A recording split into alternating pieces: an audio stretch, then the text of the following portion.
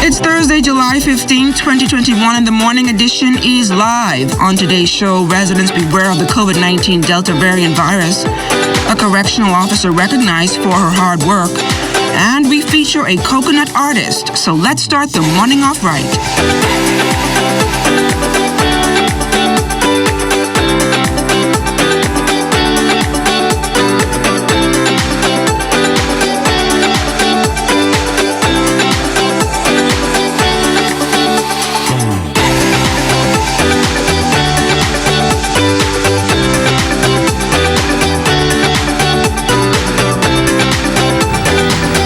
The biggest source of your motivation are your own thoughts. So think big and motivate yourself. Good morning, everyone, and welcome to the morning edition. I'm LaDawn Davis. Good morning, LaDawn. I needed those words of encouragement this morning. You needed that this morning? Yeah. Feeling a little down this morning? I'm good, but I just need a little pep up every now and again. A little slap upside my head. You're enjoying the weather? It's raining outside, I came to work, it was a little drizzly. Then when I saw Lloyd went out to do the weather this morning, to do the traffic, pardon me, it was pouring. Wow. I'm sure we're going to have traffic this morning. Yeah, he's out there. He has his umbrella, his water boots, his raincoat, and everything on. He's ready. You also have a trivia this morning? We have a trivia this morning. Once again, our Janae's Uniform Center trivia. We really want somebody to win it. This bag is full of goodies this morning. This is Janae's knapsack. You have the colored pencil, you have the markers, you also have some pencils in here, you also have an eraser. So let's get that question up on the screen. What is Blind Blake's real name? 502-3870. You can call that number. What is Blind Blake's real name? And as usual, we give LaDawn the first go at it. Folks, do not listen. This is only for entertainment purpose only. I have no clue, none. Don't listen to me. I don't know. And we also want to continue to give away that one-night stay at the Comfort Suite. I'm going to make it a little easier this morning. We're not going on balloons. Let me do something about myself. Which year, which month, and which date did I start here at the Broadcasting Corporation of Bahamas? 477-0546. Our HR department is closed, so you can't call Linda or Sandra to find out that answer. Only me one knows the answer. I don't even think my mom knows that. What day, month, and year did I get employed here at the Broadcasting Corporation of Bahamas? You can win a one-night stay at Comfort Suite. But let's now go out on the streets. So Lloyd Island Red was a bit wet this morning. Good morning, Lloyd. Well, good morning, Fisher and LaDawn. Good morning, Bahamas. You talked about enjoying the weather. Well, that's relative today. Some wet conditions are introducing to those early morning commuters. This morning, we're here at the intersection of East Street and Soldier Road. And already, for the past hour or so, it's been some sporadic sprinkles throughout the island. And so, of course, we want to advise persons to be aware of that as you make your rounds. In addition to that, there may also be a challenge at the intersection of Hay Street and Marcus Street, which, of course, may create some challenges for some drivers. But what will help, of course, many drivers, you'll identify a square box at the base of many intersections that advises, or rather communicates to the traffic light that you are there, and it helps speed up the process a little bit. Many drivers don't seem to know about it, and so we want to alert drivers to use those and speed up the process as you make your rounds throughout the capital today.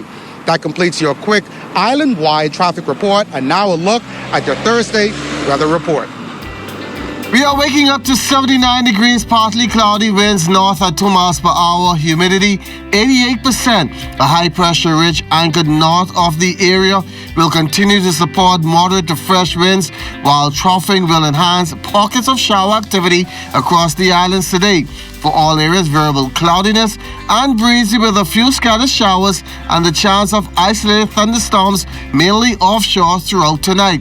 Today, high time temperature reaching 91 degrees Fahrenheit, overnight low 75. As we look ahead to the weekend on Friday and Saturday, Friday looking pretty good, periods of sun, 88 in the day, 78 at night. And then on Saturday, breezy in the morning, 89 in the day, 79 at night. And then Sunday, the same, breezy in the morning, sunshine in the afternoon, 88 in the day, 79 at night.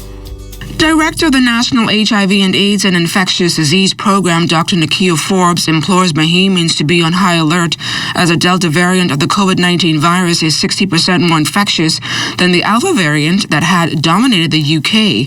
People are much more likely to require hospitalizations, and that's why she insists vaccination is a vital tool. As the Bahamas is set to receive more than 57,000 Pfizer doses through COVAX, Dr. Forbes says having access to multiple vaccines boosts the national vaccination campaign. There are certain things different characteristics about how these vaccines work.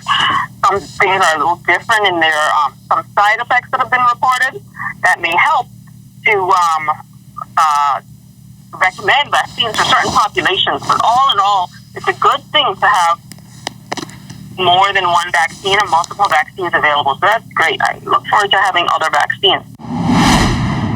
Now to the latest COVID-19 numbers. Some 73 hospitalizations and 2 deaths stand out on the latest COVID dashboard. Health officials confirming that in New Providence, a 57-year-old male who died on July 11th and a 73-year-old woman who passed on June 28th pushed the COVID-19 death toll to 256, with another 30 deaths under investigation. Meantime, the hospitalization count grew by 6 from 67 to 73, with 68 of those people moderately ill. The remaining 5 detained in the intensive care unit. Add to that 41 new positive COVID-19 cases, 36 in New Providence, 3 on Grand Bahama, and 1 each on Bimini and Cat Key and Exuma. That gives the Bahamas a grand total now of 13,274 COVID-19 cases. The country's state of emergency is expected to end on August 13th, and as government closely monitors the domestic COVID-19 pandemic, Health Minister the Honorable Renwood Wells says that expiration date is still on schedule. Right now, there's no discussions about changing the fact that the emergency order ends on August 13th. But, if it was to change, the government of the Bahamas would come to the Bahamian people in the shortest possible time and inform the country that as to what direction we are going to go in. But, in order to be able to do that, I do believe under the law you would still have to go to the House of Assembly, and the House of Assembly doesn't meet until the 22nd of September. We would have to call an emergency session. In news from the courts, returning to the magistrate's court this morning is Precious Moxie Miller of Bricknock Subdivision. The mother of 4 faces 162 counts, inclusive of falsification of accounts, uttering false documents, fraud by false pretense, and stealing by reason of service. The 34-year-old entered a not guilty plea to the 115 counts read on Wednesday. It is alleged that between January 2nd, 2018 and Thursday, February 14th, 2019, Miller stole more than $400,000, the property of Cable Bahamas, to which she had custody by reason of service, made false bills of landing entries totaling more than $1.4 million to the Bahamas Customs Department. While employed at Simply Shipping Solutions with those entries believed to be co-signed to Cable Bahamas, and intentionally defrauded Bahamas Customs and falsified documents to do the same. She has been remanded to the Nassau Street Police Station. And celebrity chef Marcus Samuelson expanding his culinary portfolio with the grand opening of his second restaurant at Bahamar this coming Saturday, July 17th. The beachfront restaurant features Bahamian ingredients and local seafood with the chef's unique twist on comfort food, all designed to create a festive experience for diners. We have about 45 cooks in the kitchen and another 70 people in front of the house. So it's about providing leadership in hospitality for the local Bahamian staff, so they can become executive chefs, they can become owners of the properties because they have the skills and have beautiful, this is an incredible platform to work in. It's now a best-of-3 series. DeAndre Ayton and the Phoenix Suns unable to win. 1 on the road in Milwaukee last night in Game 4 of the NBA Finals. The Suns led by 2 with 2.5 minutes to play. But from that point on, it was all the Bucks as they even the series with a 109-103 win. DA staying out of foul trouble in this game, playing 39 minutes, but only took 9 shots and finished with 6 points, 17 rebounds, and 3 blocks. Each team holding home court so far in the series as Game 5 switches back to the Valley of the Sun this coming Saturday. A busy night for Jonquel Jones in Las Vegas as the WNBA held its all-star festivities. Competing in the three-point competition, the Connecticut's Sun Center, who is averaging 43.7% on threes this season, made some noise in the first round, hitting 20 of 25 shots to advance to the finals against Chicago Sky's Ali Quigley. In the finals, Quigley, who had won the previous two three-point competitions, made 9 of her final 10 shots to turn the tables on Jones and win 28-24. Playing for the WNBA select team against U.S. team headed to Tokyo for the Olympic, Jones and the All-Stars knocked off the Olympians 93-85 for one of the most competitive, thrilling All-Star games in history. Jonquel finished with a double-double, 18 points, 14 rebounds, knocking down 4 threes to go along with 4 assists, 3 steals and 2 blocks. It was the first exhibition defeat for the U.S. since a loss to Oregon in the fall of 2019 and was the team's first ever loss to a WNBA team in competition of this nature. And when we come back, Lloyd Allen went behind the prison walls to spotlight a deserving correctional officer. So keep it locked.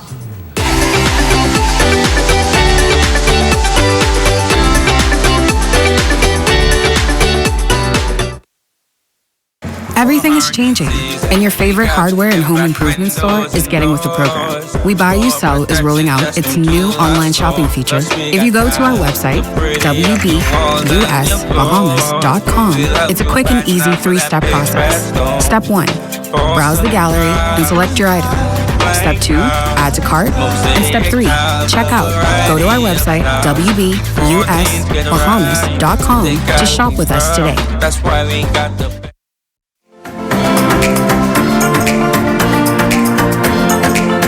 1,800 3 to 5-year-old children are enrolled in government-operated pre-primary schools. Another 3,400 children are enrolled in 98 private pre-primary schools throughout the country.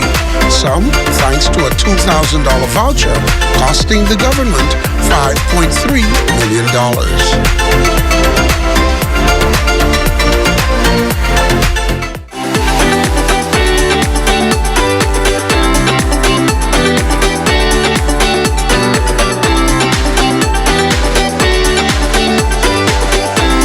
The path of correction in many ways remind resident administration each to fulfill a role to protect the more than 1,500 residents of the facility. Our Lloyd Allen paid a visit there. The Bahamas Department of Corrections is a massive undertaking, and today we introduce you to one officer who is tasked with greeting you and securing you from the time you enter. Correctional Officer Indira Woodside may be short in stature, but she has a mammoth personality, especially as a woman on the front line of security. I became enthused about the institution on a visit I had here as a child. With my encounter with the guards at that time, it made the institution an amazing place for me because they were so engaging, even though I was frightened. That enthusiasm lives on in Woodside, who spent a number of years employed in tourism before settling at B-Dogs. Since being sworn in as an officer in 2016, she says her ongoing goal is being an agent of change. They had a negative stigma about the institution, and I wanted to change that image in society and made it a more friendly environment so that younger generations would be excited to join the workforce. A part of the clearance detail of the facility grounds, Woodside's daily tasks include greeting visitors, performing security checks, and logging information. Her superiors say in 5 years, she has proven to be an invaluable member of the team. Officer Woodside is an excellent officer. She is very professional, she is hardworking, and she is very dedicated. Woodside boasts that her signature is engaging each person by name and making the experience as engaging as the one from her youth. As I enter the door, I greet them. I ensure to engage them. I was in the hospitality industry for 8 years where I held various positions. Each I felt aided in my growth in customer service. When asked why it was important to continue with the practice of quality customer service, Woodside says she does it to teach her children a proven road to excellence and because she simply loves her job. I'm Correctional Officer Indira Woodside, and I'm a proud member of the Bahamas Department of Correctional Services. A number of Bahamians say the RT-PCR testing facility at the Lynden Pindling International Airport was a bit convenient for them for many reasons, and are now left wondering why the testing site will be shutting down at the end of the month. Well, Vice President of Marketing and Commercial Development Jan Knowles says it's simple. Get your test done before you're expected to board your flight. A negative rapid antigen test is a requirement stipulated by the government of the United States for all travelers entering the U.S. At the airport, there is currently a small testing location, which is currently for emergency testing only. It is far more advisable for persons to test and receive their results prior to coming to the airport. The airport is quite busy, and testing plus the additional processing to board a flight could take significant time. Further, it is simply not advisable to leave COVID-19 testing for the last minute if you are traveling this summer. Testing is very easy to access. The LPIA website has an extensive list of test locations across Nassau, and we certainly encourage the public to support these local entities. And oh, the power of the word of mouth. Just ask anyone with a business, or better yet, what it can do to the tourism industry. And based on the feedback from a few U.S. celebs who spend loads of sun and fun, the Bahamas is sure keeper on the must-do list of the notch destinations. In town, enjoying all the Bahamas has to offer, American DJ, radio exec, and media personality DJ Khaled and family, who could be seen out and about at food stores and speeding through the streets of New Providence in a golf cart. Khaled was staying at a private home on Paradise Island. And as we head to the break, we take a look back at today in Bahamian history. In 1868, St. Agnes Anglican Church on Blue Hill Road was consecrated. We have a guest in studio live to talk about the church's history. And in 1983, Lady Pindling officially opened the Red Cross headquarters on John F. Kennedy Drive.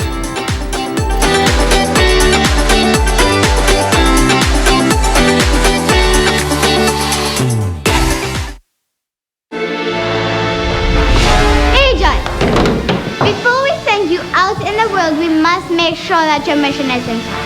Yes, Mom! Agent 1, what is a touch? Physical contact, Mom. Agent 2, what is a good touch? Touches that make you feel alright, Mom. Such as a high five, a handshake, even a kiss, Mom. Good. Now, Agent 3, what is a bad touch? Touches that make you feel not so good, Mom. Like a slap, a kick, a pinch, and most important, if someone touches your private parts. And what do we do when someone gives us a bad touch? You tell a trusted adult, Mom, for help, Mom. Tell them, don't do that, Mom. Agent, I see that you understand. Now it's your mission to spread this information. Just remember that good touches are okay, and bad touches are not okay. So, Agent, go spread the word. Yes, Mom.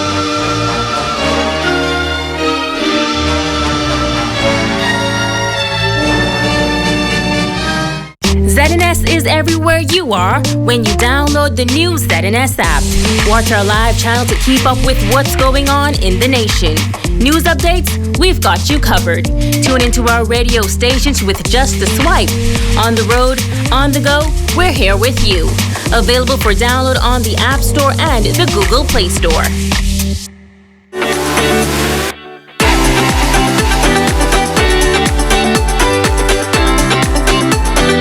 It's 100% authentic craft. Troy Nixon calls it fiber art. Many call him coconut extraordinaire. He uses just about everything from the dried coconut to create creative designs. I use refuge from the coconut tree to make all kinds of stuff in the creative spirit.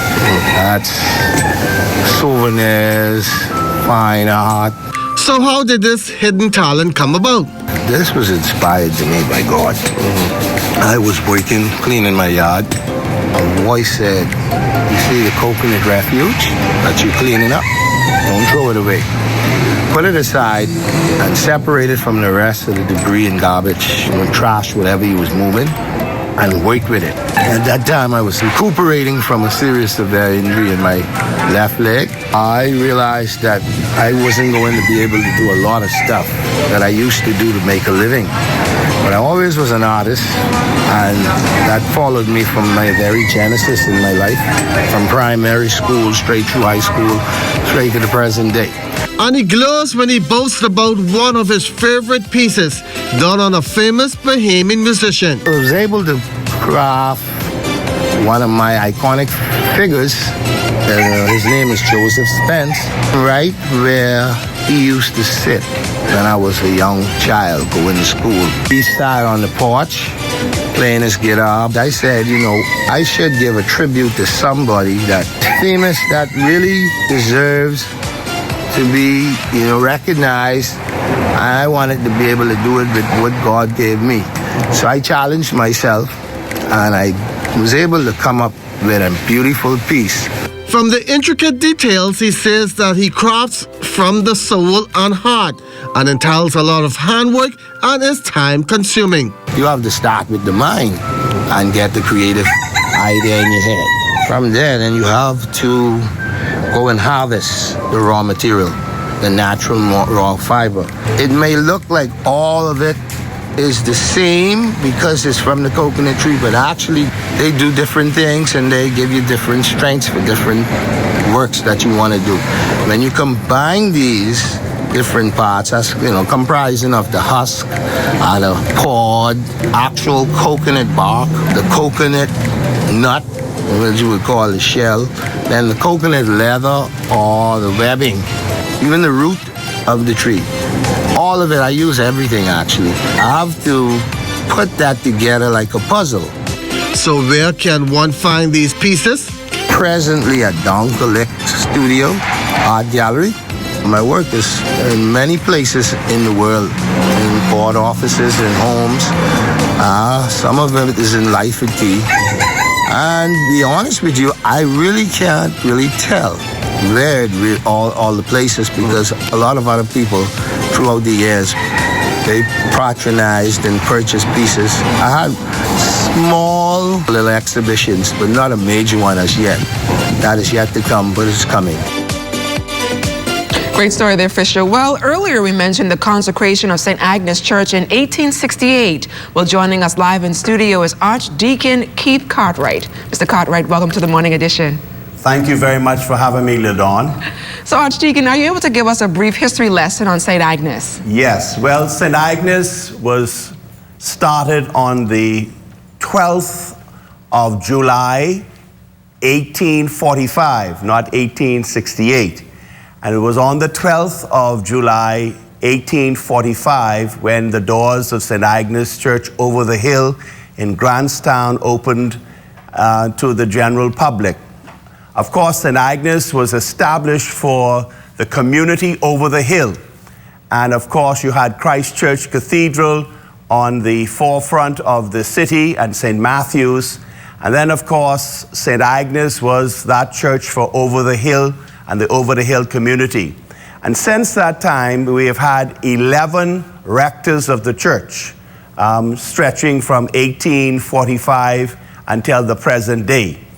And we have had a tremendous history, a wonderful heritage, and the church has been involved in the life and the witness of this country from that day in 1845. And so St. Agnes has been a staple in the community. Talk to us a little bit about the impact the church has made over the years. Well, I believe when one examines the history of the Bahamas, and when one looks at those persons who have made tremendous contributions, you'll see many of the members of St. Agnes in that list of persons. And of course, we have had 2 governors generals, we've had a prime minister, we've had many members of parliament, we've had many members of the judiciary, and you name it. And of course, the clergy, we've had an archbishop, and many of our bishops of the Anglican Church are from St. Agnes, and some of the leading persons who guide our church, all from St. Agnes. And in the government departments throughout, We have lots of people who have been from St. Agnes and who are from St. Agnes today. And so we have a wonderful heritage. Many of our present members are very much involved in the community and the building up of the Bahamas. As we celebrate 48 years of independence, we can see the figures who were very instrumental in bringing that about, quite a number of them members of St. Agnes Church. And so we have been involved in nation building and in community building, and we are still doing that today. Archdeacon Cartwright, thank you so much for joining us here on the Morning Edition, and all the best to you and your team over there at St. Agnes. Thank you so much. Thank you very kindly. Stay close. We've got more right after this. You're watching the Morning Edition.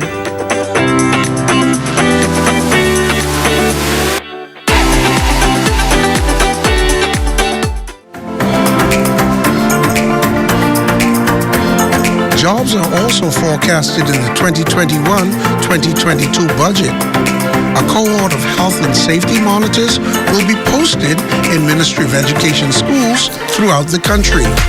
These workers will be education's equivalent of COVID police to the Royal Bahamas Police Force.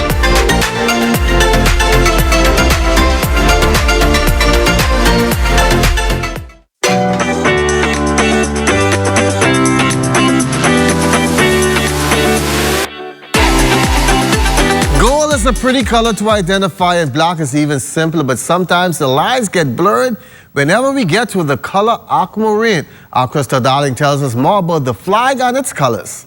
It was April 2nd, 1973.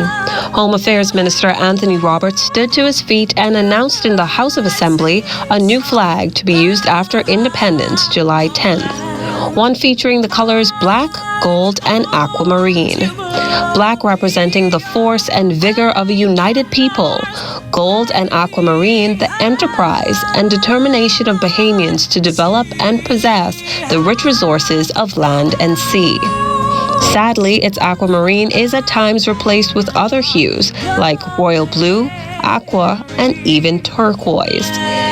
So, how familiar are we with this vibrant national color? Take a look. Which of these is aquamarine? Okay, all right, I got this. Aquamarine is number 6. It's probably number 6. I would say number 6 is aquamarine to me. I'm gonna go with 6. Okay, that's your final answer? Yeah. I think it's number 4. Number 4? Yeah. 2 or 6. Okay, 2 or 6? Yeah. That's your final answer? Yeah. You need, okay, out of 2 and 6, which one would you go with ultimately? Actually, 6. Okay. The correct one will amaze you. It's actually 9. 9? Yeah. The correct number is 9. It's actually 9. They look alike though. Number 9? Yeah. Well, I was close because if you turn 6 upside down, it looks like a 9. If you didn't guess it right, don't feel bad. But take this as a gentle reminder of what the flag should look like. Well, former president of the Bahamas Olympic Association, the National Soccer Stadium is named after Roscoe Davies, passing away Tuesday evening at the age of 81. President of the Bahamas Olympic Committee, Romel Fish, knows on the passing of a sports legend. Roscoe dedicated his life work to sports, to social affairs, and the civic. He was a administrator extraordinaire, quiet yet very resourceful and attentive. It was always a pleasure to work closely with Roscoe and to see how much attention he paid to details. But he loved what he do. He loved the administration of sports. He loved the camaraderie. He loved to see our athletes achieved internationally, and he was a great support. We were fortunate to have Roscoe Davies serve as our vice president at the time, the Bahamas Olympic Association, to share with us his knowledge, his passion, and his love for sports. I can tell you, all across the Bahamas, Roscoe have touched administrators, sports enthusiasts, fans, athletes, not only in the Bahamas, but all over the world. On behalf of my colleagues in the Bahamas Olympic Committee, our membership, As we get ready to traverse to Tokyo, we will remember Roscoe as part of our delegation, as someone who dedicated his life to the Olympic movement, home and abroad. May his soul rest in peace. Now let's get that trivia answer up. What was Blind Blake's real name? Alfonso Higgs. And the winner of today's trivia is Kenaria Roll. And you can pick up your nice Janae's Uniform Center backpack full of all kinds of goodies from the Broadcasting Corporation this morning. And we didn't get an answer again to Comfort Suites. Comfort Suites. Nobody wants to go to Comfort Suite. It was the 1st of May, 1997. I've been around for quite some time. Nobody got that answer. But tomorrow's Friday. You have another chance to win that weekend stay at Comfort Suite. So hopefully somebody can get that tomorrow and then spend Friday night in Comfort Suite. He's going to try to make the question a little bit easy. I don't know, but for sure, 97, boy, I was still in high school at that time. I look young. And be sure to stay tuned to the ZNS Network for news as it happens, TV and radio updates throughout the day. Then you can tune into the Northern Edition and the Bahamas tonight at 7. And that's a wrap for us this morning for the entire team. Get ready for tomorrow, Comfort Suite. Comfort is waiting. Yeah. You're tongue-tied this morning. Yeah. Have a great morning, everyone.